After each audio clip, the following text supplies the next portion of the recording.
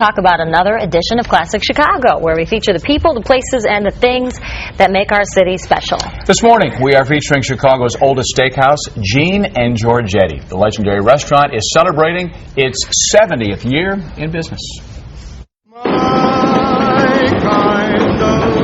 The L, synonymous with Chicago, rattles by on Franklin just above another iconic landmark, housed in a building that predates the L. Gene and Georgetti, celebrating 70 years of operation in a wooden structure put up in 1872, just a year after the Chicago fire. There were ordinances that were passed right after the Chicago fire of 1871 that says no wooden buildings. This got in just under the wire. In fact, part of the deal was that the wooden buildings that were built were supposed to be temporary. Well, here it is. Look at this beautiful lady. Hello, darling. Tony Derpetty's mission is to keep the tradition of Gene and Georgetti alive. He and his wife Marion took over soon after his father-in-law, the co-founder, Gene Michelotti, passed away in 1989. Some of the old-timers will say, boy, you've done a great job of keeping the tradition going. And I tell them, well, I just haven't screwed it up yet, you know, kind of thing. So to walk into Gene and Georgetti is to walk into another time and place. It's an old-school steakhouse built on quality service, consistency, and, of course, top-notch food.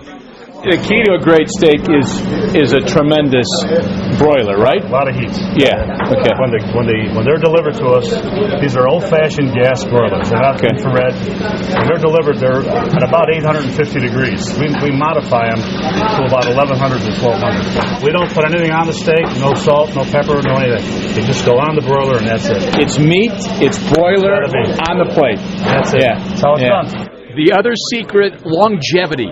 Chef Luigi here, for example, who cooks a perfect steak every time, an employee for 35 years.